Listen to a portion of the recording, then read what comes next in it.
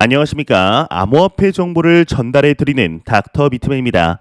지난 주말간 비트코인의 가격이 22,000달러를 넘느냐 마느냐 하는 기로에서 참 안타깝게도 저항에 부딪혀 다시금 소폭 하락하는 모습을 보여주었습니다.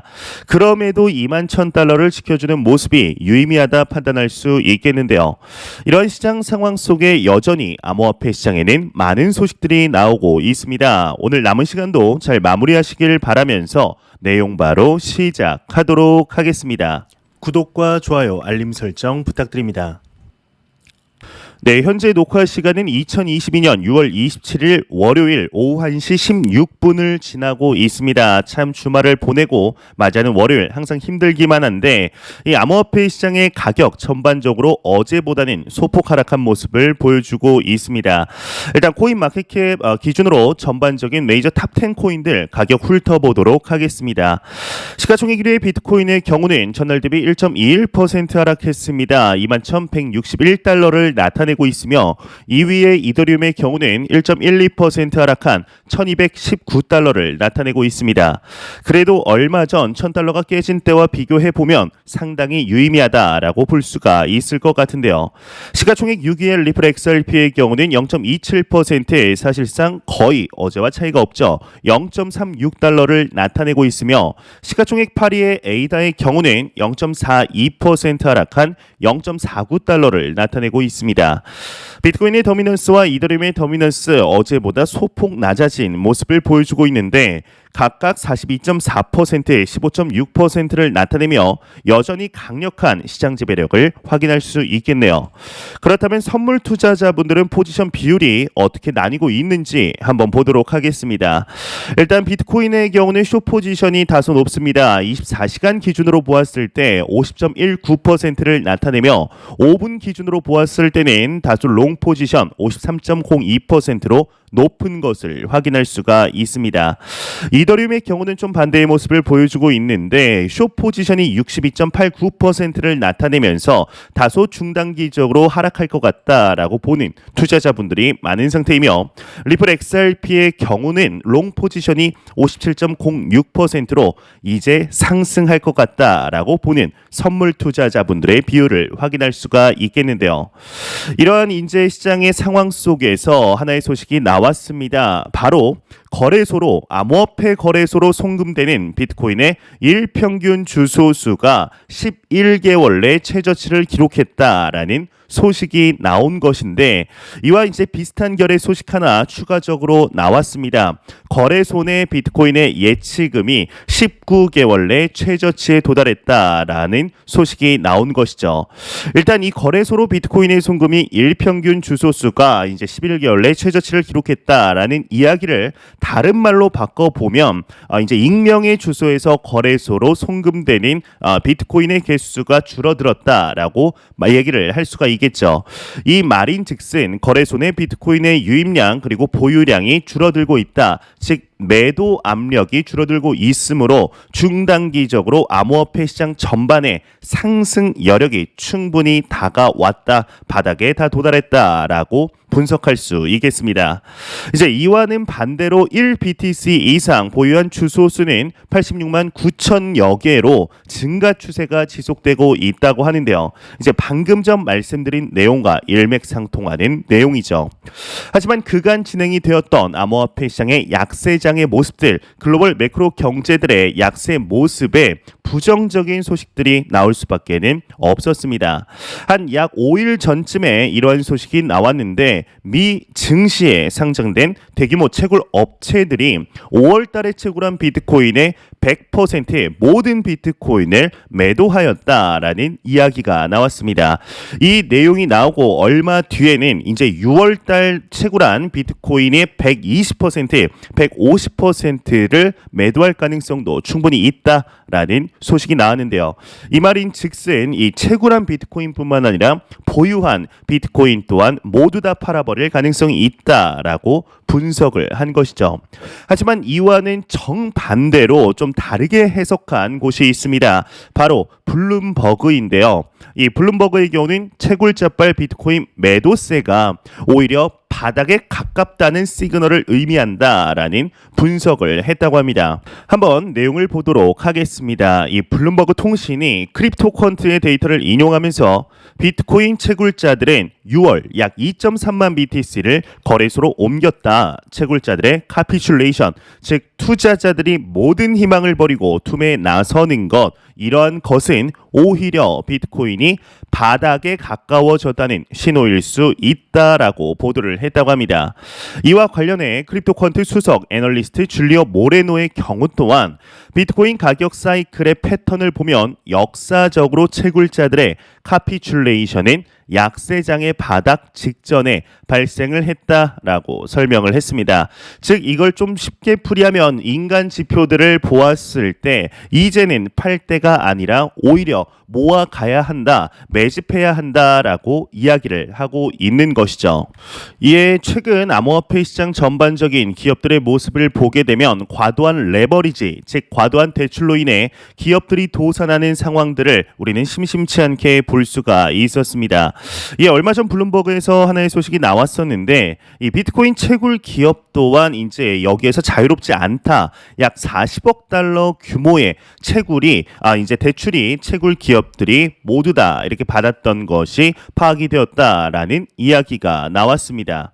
이에 암호화폐 대출 이제 기관들이 혹시나 채무 불이행에 대한 리스크로 인해서 이 현금 담보 외에도 채굴 장비를 담보로 이제 취급하기 시작했다라는 분석이 나왔는데요. 이에 이제 대형 채굴풀의 CEO, 채굴 기업의 CEO가 이야기를 했습니다. 아무래도 이 기사는 조금 과장된 것 같다. 비트코인 채굴 기업이 대출금 이제 40억 달러라고 한다면 이제 원화로 바꾸었을 때 현재 환율로 약 5조 2천억 원이 넘는 금액인데 이거는 조금 과장된 수치인 것 같다라는 이야기를 했다고 합니다. 좀 내용을 보게 되면 중국계 대형 마이닝풀 BTC TOP 창업자이자 오피니언 리더 장저얼이 이제 해당 수치가 과장된 것이다, 조금 오버하는 것 같다라고 반박을 했다고 합니다. 이제 한 인터뷰에서 주요 기관들의 모기지 및 대출 금액은 제한이 있다, 또 채굴기를 평가할 수가 있는데 유동성이 풍부하며 채굴 기업을 컨트롤할 수 있는 암호화폐 대출 기관이 부족해 대출 가능 기관도 적었다며 40억 달러는 너무나 좀 심한 것 같다, 이 정도 대출도 안 나온다라고 이야기를 하는 것이죠. 하지만 최근 들어서 암호화폐 기업들이 보여준 참 연쇄도산될 과도한 레버리지, 이로 인해서 무리한 사업 확장으로 인해 무너지는 모습을 보게 되며 혹시나 채굴 기업들 또한 이러한 비슷한 일이 좀 일어나면 어떻게 하나 걱정 섞인 목소리 또한 자연스럽게 나올 수 있게 되지 않을까 싶습니다. 예, 최근 들어서 이제 비트코인의 가격이 고점 대비 거의 65%, 이더리움의 경우는 80%, 거의 대부분의 알트코인들은 80에서 90% 하락하며 전반적으로 참 어려운 시장이다라는 것에 부정하실 분들은 없으리라 생각합니다. 예, 암호화폐 산업군들, 특히 거래소들의 인력 감축세가 이렇게 지속적으로 이루어지고 있는데요. 예, 이제 참 안타깝게도 호주의 암호화폐 결제 업체 또한 직원 무려 40% 감원을 결정을 했다고 합니다. 이제 내용을 보게 되면 호주 암호화폐 결제 서비스 업체 반사의 경우는 전체 직원의 40%에 해당하는 인원을 감원하겠다, 이렇게 발표를 했다고 합니다. 전체 직원이 이제 250명 정도라고 하는데 약 100여 명이 이제 해고되는 셈이다라는 이야기도 나오고 있습니다. 이제 미국의 1위 거래소라고 불리우는 코인베이스, 호주의 비트판다 거래소라든지 브라질의 최대 암호화폐 거래소라고 불리우는 2TM 거래소 등 계속해서 감원을 하고 있는데요. 아무래도 이 시장에 대한 신뢰도가 하락하면서 계속해서 사람들이 나가다 보니 파이가 줄어들고 이에 대한 타격 또한 직접적으로 입을 수밖에 없는 것으로 보입니다. 일단 저 또한 암호화폐 거래소 그리고 시장 사업자들을 몇 번 만나게 되면은 지금 참 어려운 시기이다. 사업을 무리하게 확장할 수가 없다. 수익이 많이 줄어들었다. 그리고 새로운 프로젝트를 실시하기가 너무나 무서운 시장이다라는 이야기들 종종 듣곤 합니다. 참 이에 대해서는 어찌 보면은 참 이해할 수밖에 없는 안타까운 상황이다라고 볼 수가 있겠는데요. 예, 이제 이번 연도 안에 암호화폐 시장에 좀 빅 이벤트 중 몇 개 중 이제 하나라고 불릴 수 있는 것이 바로 이더리움 2.0 이제 POW에서 POS로의 완벽한 전환 통합이 있지 않을까 싶습니다. 하지만 계속해서 또 지연이 되면서 일각에서 이러한 소식 나왔는데요. 한 애널리스트의 경우는 이더리움의 클라이언트 노드에 문제가 발생이 되었다. 이더리움 2.0 통합 준비가 아직까지는 시기상조인 것 같다라는 이야기가 나왔습니다. 하지만 또 이와는 정반대로 얼마 전에는 다가오는 8월 이제 앞으로 2달 뒤이죠. 이더리움 2.0 통합 계획은 여전히 변함이 없다라고 목소리도 나오고 있는데요. 여러분들은 이에 대해서 어떻게 생각하시나요? 참 아쉽게도 이제 원래 계획대로라면 이제 한 작년 정도에는 이미 전환이 성공했어야 됐는데 이런저런 이유로 계속해서 미뤄지며 이제 이번 8월에 이렇게 통합이 성공될 것이다 라는 이야기에도 신뢰도가 안타깝게 조금 떨어지는 상황에 직면해 있습니다. 과연 어떻게 진행이 될지 조금 더 지켜봐야 되지 않을까 이런 생각이 드는데요. 이러한 소식과 더불어서 이제 최근 들어 글로벌 중앙은행들의 가장 최우선 과제라고 불리우는 것이 하나 있습니다. 바로 센트럴뱅크 디지털 커런시의 약어이죠. CBDC에 대한 연구가 개발 가속화되고 있는데요. 얼마 전 국제결제은행 BIS의 경우는 전 세계 중앙은행의 무려 90%가 CBDC를 연구 중이다라는 이야기가 나왔습니다. 오늘 새로운 소식이 나왔는데 바로 나이지리아의 중앙은행 총재의 경우는 디지털 화폐 이 나이라가 국가 경쟁력 유지에 도움이 된다라는 이야기를 하였습니다. 좀 더 자세하게 내용을 보게 되면 나이지리아 중앙은행 총재 고드윈 에메필레의 경우는 최근 도입된 디지털 화폐 이 나이라는 디지털화된 세계에서 나이지리아의 경쟁력을 유지할 수 있도록 한다. 중앙은행 디지털 화폐 CBDC가 나이지리아 내 결제 시스템으로 도입이 된다면 무역 및 투자 활동이 강화될 것으로 기대한다. 우리는 지난 몇 년 동안 디지털 화폐가 이를 사용하는 개인의 거래 그리고 구매, 투자 및 기타 경제 활동을 원활하게 만드는 모습을 지켜봤다라는 이야기를 하였습니다. 일단 이 나이지리아의 디지털 화폐 이 나이라의 경우는 지난 2021년 10월 달에 공식적으로 시행이 되게 되었습니다. 이에 얼마 전이죠. 2022년 5월 당시에는 이 CBDC로 일부 공과금을 결제해 허용하는 방안도 통과가 되는 등 상당히 진보된 모습을 보여주었는데요. 이 나이지리아의 경우는 원래가 이 암호화폐, 디지털 화폐 분야 쪽에 약간 선두주자였다라고 볼 수가 있습니다.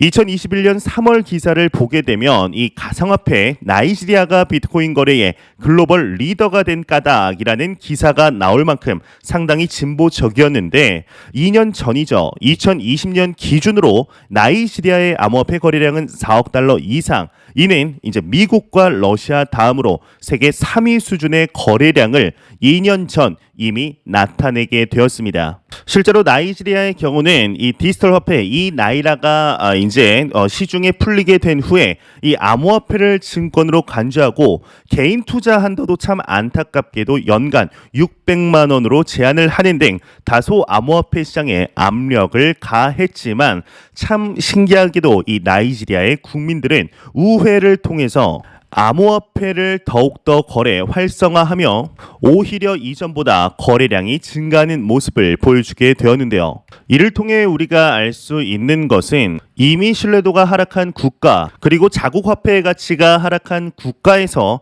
아무리 디지털 화폐를 자체 발행을 한다 해도 쉽사리 신뢰도를 회복하기는 어렵다라는 것을 배울 수가 있는 국가이지 않을까 싶습니다. 이와 비슷한 사례가 이제 2년 전인가요? 3년 전쯤에 베네수엘라의 경우도 자체 암호화폐인 페트로를 발행하였지만 거의 처참히 무너지는 사례가 발생을 하였죠. 하지만 그럼에도 CBDC에 관한 소식들 이야기를 계속해서 나오고 있습니다.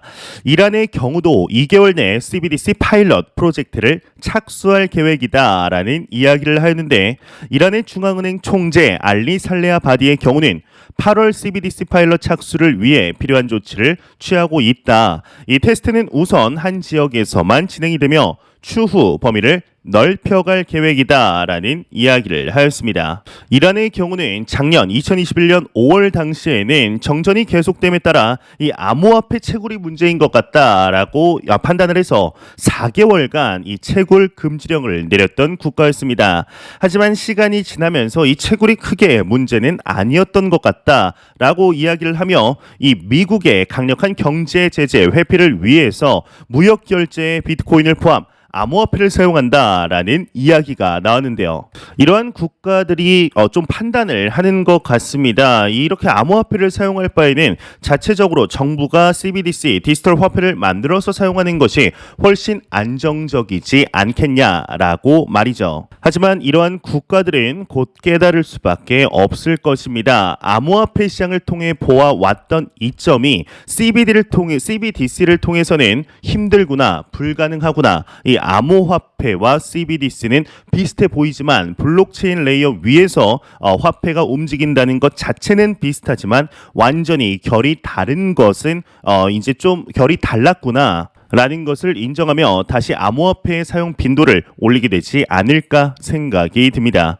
이러한 소식과 더불어서 지난 5월 초에 나왔던 루나 사태 이후에 계속해서 나오는 암호화폐 기업들의 연쇄 도산에 관한 이야기들 계속해서 나오고 있습니다. 이제 싱가포르 통화청의 핀테크 총괄의 경우는 암호화폐 리더들 책임감 있게 행동을 해야 한다, 그러한 시기에 직면해 있다라는 이야기를 하였습니다. 한번 내용을 보게 되면 이 블룸버그에 따르면 싱가포르 중앙은행인 싱가포르 통화청의 핀테크 부문 총괄 책임자 소프낸드 모한티의 경우는 최근 스위스 츄리히에서 열린 포인트 제로 컨퍼런스에서 바이낸스나 크립토닷컴, 리플 등 주요 암호화폐 업계 리더들이 안전하고 지속 가능한 혁신을 위해 최선을 다하고 있다. 이들이 책임감 있게 규정을 준수하려는 인식을 하고 있다는 것이 놀랍다며 이 암호화폐 업계가 미래를 향해 올바른 길을 가고 있다라고 이야기를 하였습니다. 그러면서 그의 발언은 최근 테라 붕괴와 3에로 캐피털의 대규모 청산, 셀시우스, 바벨 파이낸스의 출금 중단 사태가 잇따라 발생한 가운데 나온 것이다. 일각에서는 이번 발언이 최근 그가 암호화폐 업계에 대한 강경한 입장을 보인 것과 대비된다, 이렇게 평가를 했습니다. 실제로 이제 싱가포르의 경우는 작년 10월까지만 해도 이 암호화폐 시장에 대해서 글로벌 허브가 될 것이다, 암호화폐 시장의 허브가 되고 싶다라고 이야기를 했던 국가였지만 최근 들어서 싱가포르 통화청의 경우는 우리가 암호화폐 시장을 왜 옹호해야 되는지, 우호적으로 봐야 하는지 전혀 이해를 하지 못하겠다라는 언급을 하였습니다. 이에 대해서 우리가 많은 전화를 좀 받았었는데 왜 너네 싱가포르는 암호화폐 시장에 좀 우호적이지 않냐, 좀 긍정적으로 봐라, 왜 과거와 달라졌냐라는 전화를 받았음에도 그럼에도 우리가 왜 그렇다고 암호화폐를 좀 받아들여야 하느냐, 약간 이상한 모습을 보여주었는데 그럼에도 이번 발언을 통해서 어느 정도 여지는 남겨두었다라고 분석을 하는 것이죠. 실제로 역사를 돌이켜 보았을 때 암호화폐 시장에 대해서 부정적으로 바라보았던 국가들이 긍정적으로, 우호적으로 돌아서는 모습을 심심치 않게 볼 수 있었습니다. 이에 대표적인 국가가 바로 미국, 그리고 최근에는 영국인데요. 인도 또한 마찬가지죠. 작년 초반까지만 해도 암호화폐를 금지하겠다, 그리고 다시 좀 허용하겠다, 그러다가 또 말 바꿔서 금지하겠다, 이번에는 허용하면서 과세를 하는 방안으로, 합법적인 법안으로 제도적으로 받아들이기 시작을 하였는데요. 이 싱가포르 또한 시간의 문제이지 결국에는 이 시장을 받아들이는 쪽으로 선회하지 않을까 하는 생각이 듭니다. 매일같이 나오는 리플 XRP에 관한 소식 오늘도 또한 나왔습니다. 이제 리플의 전 CTO이죠. 제드 맥케일럽이 얼만큼 XRP를 보유하고 있는지에 대한 소식이 나왔는데 이제 1.03억 XRP를 보유 중이다라는 소식이 나왔습니다. 최근 14일간 약 7천만 개의 XRP를 매도했다 이렇게 전한 바 있었는데요. 이제 이 제드 맥케일럽이 들고 있는 물량에 대해서 과연 언제쯤 끝나느냐라는 목소리들 상당히 많이 나왔습니다. 또한 이에 관해서 처음 보는 분들의 경우는 아니 14일간 7천만 개를 팔고 지금 1.03억 개의 XRP를 보유 중이라면 앞으로 강력한 매도세가 이어가는 것이 아닌가 싶은 생각 자연스럽게 드실 수 있겠는데요. 하지만 놀랍게도 이 제드 맥케일럽의 물량은 처음에 90억 개의 XRP였습니다. 그리고 1년 전만 해도 8.21억 개의 XRP를 보유하고 있던 걸 확인할 수가 있었는데 이제 1년 만에 거의 안타깝게도 뭐 7.23억 개를 팔았다는 것 자체는 좀 아쉽다라고 볼 수가 있겠지만 이를 반대로 생각해 보았을 때 XRP의 강력한 매도 압력이라고 불리우는 이런 내용이 사라지는 시기가 얼마 남지 않았다라고 볼 수가 있는 것이죠. 일단 XRP 투자자분들의 경우는 뭐 이건 모르겠고 SEC와의 소송, 미등록 증권 소송부터 좀 빨리 끝났으면 좋겠다라는 이야기들 하실 수가 있겠는데요. 이 소송과 관련해서는 최근 그래도 유의미한 이야기들 많이 나오고 있습니다. 개인적으로도 이번 연도 안에는 마무리가 되지 않을까 이렇게 충분히 기대를 하고 있는데 미등록 증권 소송이 마무리가 된다면 암호화폐 시장 전반에 비트코인을 포함한 이 알트코인들 전반의 상승세를 강하게 예상할 수가 있겠죠. 이번 연도 안에는 좀 마무리가 되어서 그동안 흘렸던 이제 XRP 투자자분들의 피눈물을 좀 닦아주는 시장 상황이 하루빨리 찾아왔으면 좋겠다라는 생각이 듭니다.